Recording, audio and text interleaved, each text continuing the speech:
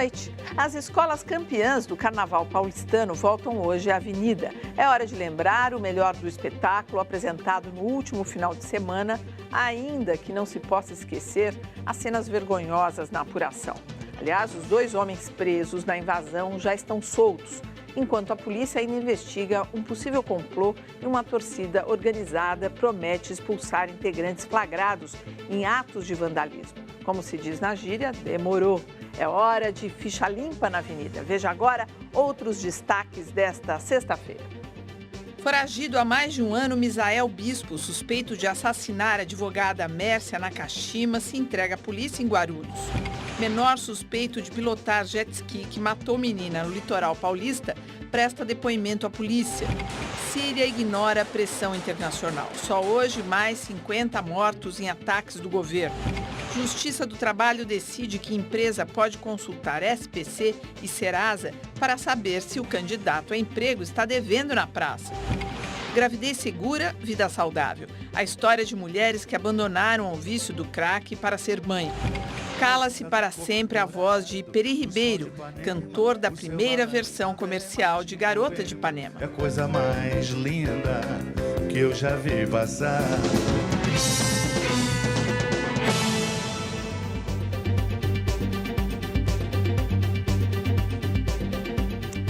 A nossa bancada tem hoje a presença do cientista político Carlos Novaes e do também cientista político Paulo Sérgio Pinheiro, representante da ONU na investigação de violação de direitos humanos na Síria. Mande sua pergunta aos nossos comentaristas através dos endereços do Jornal da Cultura na internet. O menor acusado de pilotar o jet ski que matou a menina Graziele Lanes em Bertioga, litoral norte de São Paulo, prestou depoimento agora há pouco à polícia. Antes dele, outras 4 testemunhas foram ouvidas. Elas confirmam que o caseiro levou o jet ski até a praia para 2 adolescentes e eles teriam caído do veículo que seguiu desgovernado. As 4 testemunhas se apresentaram voluntariamente. Este senhor vive em Mogi das Cruzes, na Grande São Paulo. Vi a sequência do ocorrido somente ali. O que exatamente? A sequência do ocorrido. O que é o socorro à criança? O acidente, uma coisa que eu estou tentando esquecer, só estou tentando ajudar nas investigações aí. Além dele, também prestaram depoimento um casal de Hortolândia, no interior do estado, e uma mulher de São Bernardo do Campo. Ela contou toda a realidade que estava ali, confirma que o caseiro levou o jet na praia com a carretinha, com o quadriciclo vermelho, e desceu o jet, colocou na praia. 2 subiram no jet, ligaram o jet, empinou e eles caíram, perdeu o controle e veio realmente e atingiu a menina. Antes, ali teria atingido o garoto que ficou ali prostrado. O garoto não foi localizado. 8 pessoas que também estavam na praia no momento do acidente são aguardadas para prestar depoimento nos próximos dias. O veículo ainda não passou por análise. O jet ski será periciado por pessoas profissionais e as quais responderão a quesitos por nós formulados. Tem data Não, isso aí depende da pauta dos senhores peritos. Uma das testemunhas também levou fotos que identificam 2 carros na casa onde estavam os adolescentes. Esses 2 veículos eram uma Hilux e um BMW, e esses 2 veículos também, por exemplo, a Hilux está em nome do senhor Luiz Augusto Cardoso. A polícia confirma que Luiz Augusto é o dono do jet ski. O pai dele, José Augusto Cardoso, proprietário da casa, é pré-candidato à prefeitura de Suzano e sócio em um aterro sanitário que deslizou no ano passado, interditando uma estrada em Itaquaquecetuba, na Grande São Paulo. Segundo a acusação, o garoto que pilotava o jet ski é afilhado de um deles. Eles devem responder, doa quem doer, pode ser qual seja o empresário. Gente boa, né? Essa turma, você vê só? Olha, no final da manhã, o adolescente suspeito de atropelar Graziele chegou ao Fórum de Bertioga acompanhado dos pais e do advogado. Ele prestou depoimento aos promotores públicos que acompanham o caso. Segundo a promotora Rosana Coleta, o garoto declarou que somente deu partida no jet ski e que levava outro adolescente de 13 anos na garupa. O menino chorou muito e afirmou que foi autorizado por um adulto a andar no veículo. Depois ele foi levado até a delegacia para ser ouvido pela polícia. Para driblar a imprensa, chegou em um carro com vidros escuros e entrou pela porta dos fundos. E os repórteres que estavam lá tiveram a impressão que a polícia também estava, de alguma maneira, despistando o acompanhamento da imprensa do depoimento do garoto, enfim, do depoimento do dia, que era o mais importante, familiares dele, inclusive, porque primeiro se falou de um horário, depois se falou de outro, e por fim o delegado disse que ia ser na segunda-feira, e aí todo mundo foi surpreendido com o menino que chegava e já estava depondo na delegacia. Como é que vocês acompanharam esse caso? Olha, eu não estava aqui, vi de longe. Agora, eu não vou dizer que esse garoto responsável por isso não tenha que ter a proteção do Estatuto da Criança. Agora, o que acontece no Brasil... Ou seja, não ser identificado, é isso? Não ser identificado, acho tudo isso é correto. Para preservar. Agora, o que chama atenção é o tratamento VIP que se dá a esse caso. Já se passaram 5 dias, o tal do jet ski não foi periciado. E que história é essa? Despistar a imprensa? Se isso fosse praticado para todos os adolescentes envolvidos em crime e violência no Brasil, formidável. Agora, só porque filhos de pessoas, talvez, com poder, eu acho que esses adultos, esse caseiro, tem que ser responsabilizado. Eu acho isso uma vergonha. Quer dizer, já passaram 5 dias, a perícia devia ter sido feita e não há nenhuma razão para o delegado dar tratamento VIP a essa família. É incrível porque a gente tem se chocado muito aqui ultimamente, não com o que os bandidos fazem, mas com o que a elite tem feito, né? Que esse é um caso exemplar. É de esperar, em primeiro lugar, que isso não sobe para o caseiro, né? Porque o caseiro está cumprindo ordens, ele é caseiro, né? E a gente sabe muito bem como ele levou a gente sabe muito bem como vai sobrar para o caseiro. Como essas famílias endinheiradas agem, quer dizer, né? Os empregados estão ali para servir a essa meninada que é muitas vezes criada sem regras e tal.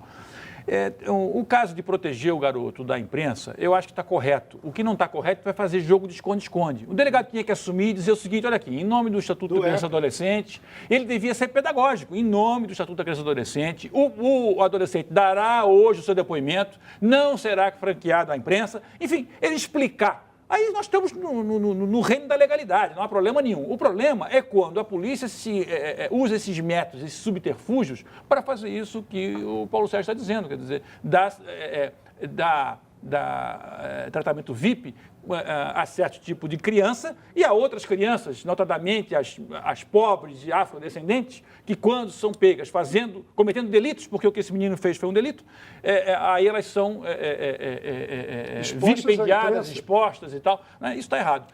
Agora, esse menino, inclusive, olha só o comportamento que ele viu ali da família, dos pais, ou seja, ele foi acobertado da maneira mais rasteira que pode existir, quer dizer, ele largou uma pessoa que ele atropelou, saiu correndo para baixo da saia da mãe, da família e fugiu de helicóptero. É isso que a gente sabe até aqui. E as informações, inclusive, sobre quem é o dono da casa, do jet ski, você viu como foram obtidas, ainda falando sobre as informações que, para uns, elas são escancaradas, sobre uns.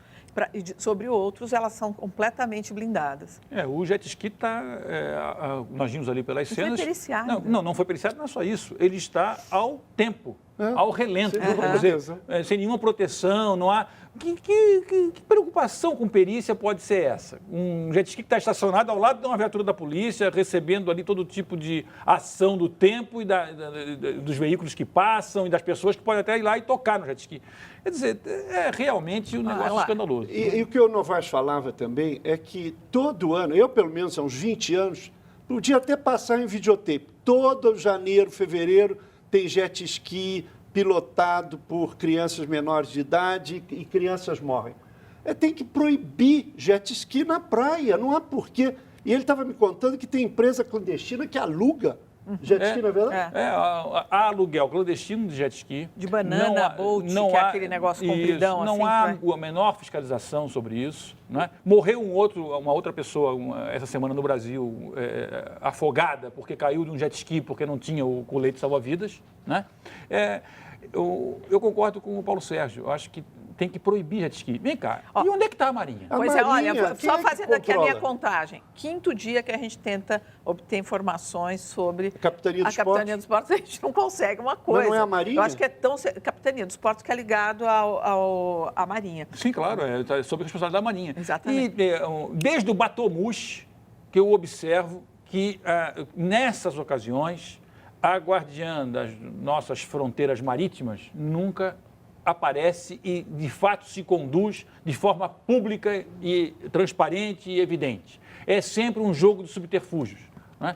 O jet ski tem que ser proibido. O jet ski é uma arma e não é meio de transporte. É um lazer muito perigoso, está provado. Não há meios... Porque o jet ski é um veículo muito potente. Para ser usado aonde? Em alto mar? Não, porque ele não suporta ir ao alto mar. Olha, mas... Então, ele é para usar na faixa de praia. Como é que você vai usar na faixa de praia? Não é criança só que morre. É um nadador que sai mais um pouco e é atingido. Porque quem está no jet ski é uma altíssima velocidade, não tem visibilidade. O mar dá uma impressão de vastidão inóspita e inabitada. Um nadador ali, ninguém vê. E olha, aqui no Twitter, todo mundo concordando com vocês, dizendo que vai sobrar para o caseiro, que deve ter levado o jet ski para a praia por vontade própria. Ironiza aqui a Adriana. E é verdade, né? Foi ele que deu a ideia. O culpado é sempre o mordomo, no caso, o caseiro. E olha, outro caso de falta de fiscalização aqui. Uma adolescente de 14 anos morre em acidente dentro do parque Hopi Hari, em Vinhedo, no interior paulista. Gabriela Mishimura morava no Japão e estava em férias aqui com a família. Segundo testemunhas, ela despencou de uma altura de 10 metros por causa de falha no sistema de segurança do brinquedo. O acidente foi por volta das 10h20 da manhã desta sexta-feira, no brinquedo conhecido como Torre Eiffel, onde a diversão é subir a uma altura de 69 metros e despencar a uma velocidade de 94 km por hora. Foi exatamente durante esta rápida descida que a adolescente de 14 anos se desprendeu do cinto de segurança do brinquedo. Ele dá uma balançada, tipo uma freada, para depois reduzir até o chão. Nessa freada foi onde ela arremessou ela. A trava da cadeira dela abriu, ela desabou. Deve dar uns 10 metros mais ou menos dali que ela desceu. De acordo com a assessoria de imprensa do parque, o resgate foi rapidamente acionado. E durante o trajeto aqui do município de Vinhedo para Jundiaí, foi constatado traumatismo craniano na jovem. E antes mesmo de dar entrada no hospital, ela faleceu. Mesmo após o acidente, o parque funcionava normalmente. Assim que a notícia se espalhou, as atividades foram aos poucos encerradas. Em nota, o Hopi Hari lamentou a tragédia e informou que está prestando assistência à família da adolescente. A polícia abriu inquérito e o brinquedo Torre Eiffel vai passar por perícia. E você viu que o parque só parou porque as pessoas souberam e foram embora, porque senão o parque ia estar funcionando. Mas quem que controla isso? Esse é outro não tem, videotape o ano inteiro em São Paulo, acidente em parque. O ano passado teve no Rio. Pessoas que morrem e tudo isso, e o parque nem foi fechado, nem foi fechado. Quer dizer, isso é um escândalo. Quem é que tem que fiscalizar isso? Certamente a prefeitura. Né? A prefeitura é o órgão, é a instância responsável pela fiscalização, porque ela é que dá as concessões. Né? Não, é lamentável, é absolutamente lamentável. Mas também é esquisito que realmente eu acho estranho os pais que levam os filhos para se divertir nesses lugares. 94 porque o risco é tão grande, os brinquedos são tão agressivos, que a possibilidade de uma falha técnica ali é desastrosa, quer dizer.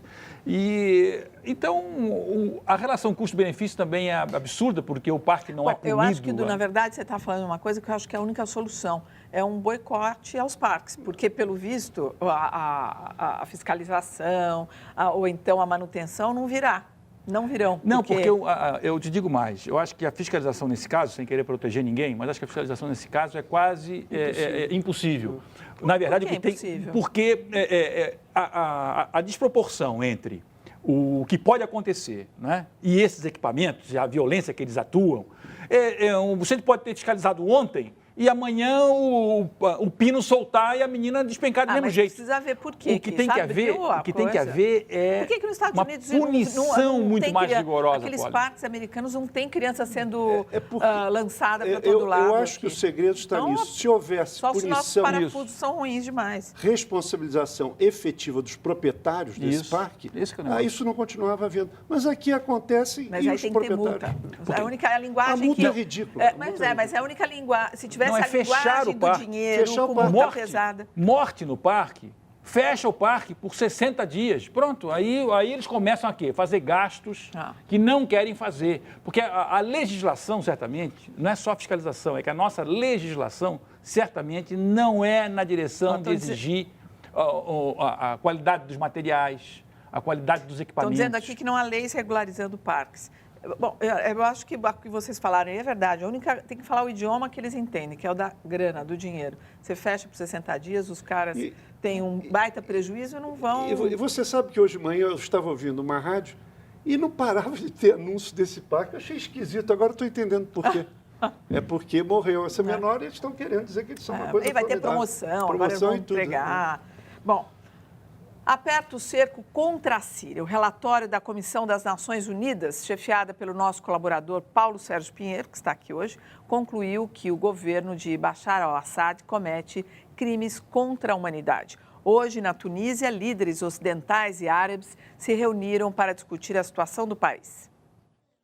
Mais de 50 nações, incluindo Estados Unidos, União Europeia e países árabes, participaram da reunião.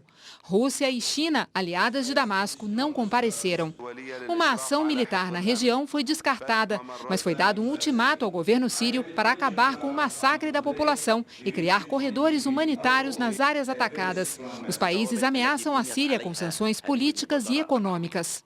A ONU e a Liga Árabe indicaram o ex-secretário da ONU e Nobel da Paz, Kofi Annan, para ser mediador da crise. Em quase um ano de revolta popular, cerca de 8.000 pessoas já morreram. Hoje, novos bombardeios foram registrados na cidade de Homs, considerado um dos redutos rebeldes. É a terceira semana seguida. A violação dos direitos humanos foi denunciada no novo relatório da Comissão da ONU. O documento, com base em mais de 300 entrevistas, aponta que os crimes foram ordenados pela cúpula de Bashar al-Assad e aliados. Os nomes deles constam numa lista que pode servir de base para um processo no Tribunal Penal Internacional. Paulo Sérgio, o que tem por trás dessas imagens que, assim, os nossos olhos aqui já se habituaram a ver, a gente parece que não se comove tanto quanto eu imagino que seja a situação. É exatamente isso. Quer dizer, depois de 3 semanas de ver todo dia esse vídeo, não é só aqui na TV Cultura, no mundo inteiro, em todas as televisões, o que fica por trás disso é o dia a dia, primeiro da população, seja oposição ou simpatizantes ao governo, isso dá no mesmo.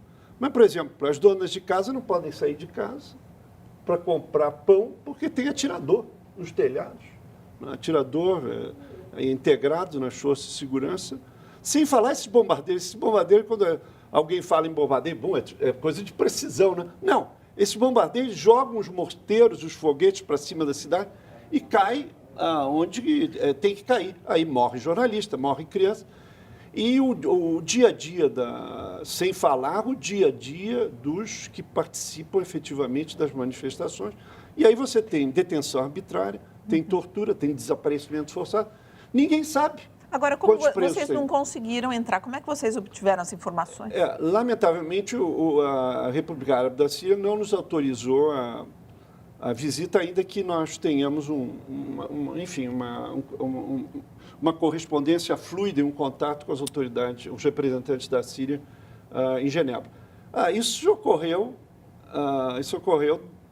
com Skype, com telefone celular, com vídeo enviado. Tem muita gente corajosa na Síria. Além disso, entrevistas com cidadãos sírios a favor e contra o governo em outros países e também com os desertores.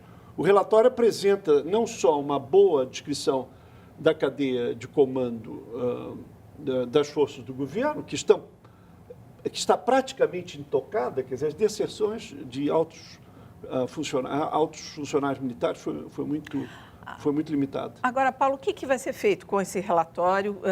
Qual a utilidade dele? Olha, há muita gente que diz relatório ninguém lê. Mas o que eu digo é o seguinte, as vítimas gostam dos relatórios.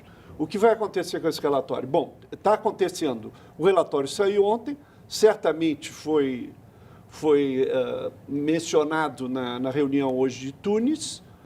Tivemos excelente notícia que o ex-secretário-geral Kofi Annan foi nomeado enviado cumulativo da ONU e da Liga Árabe. Não pode haver negociador melhor. Ele tem uma experiência desde Chipre até Quênia. No dia 27 se abre a reunião do Conselho de Direitos Humanos. Vai ter um debate nos primeiros dias com vários ministros vão estar presentes. No dia 12 eu apresento o relatório. E qual que seria a situação ideal para resolver esse conflito? Olha, utilizando até o relatório. O que o relatório diz taxativamente, não há saída militar. Se houvesse saída militar, ela já tinha ocorrido. Já faz um ano que nós estamos nessa situação. Só há uma saída, é a negociação em relação a um diálogo, em relação a uma construção de alguma transição. E tem que ser com o governo, oposição, Forças Armadas. O Conselho Nacional Sírio se recusa a conversar com o governo. Nós esperamos que o Conselho venha a ter uma posição um pouco mais flexível, porque é só nós lembrarmos aqui nosso querido continente, né, Nova? Sem conversa, muita transição não acontecia na América Central, nem na América do Sul. Então, não adianta dar armas para o Exército Livre da Síria. Ele só tem armas leves. E quantos são? 5 mil? Os grupos armados. Nós achamos no relatório que enviar mais armas para a Síria aumentar a confusão e dificultar. Como foi na Líbia. E ajudar a escalada em relação a uma guerra civil. Sendo uma guerra civil, então vai ser muito difícil achar uma solução. Alguma pergunta para encerrar, Novaes? Por que você aposta tanto em a ONU, né, em negociação,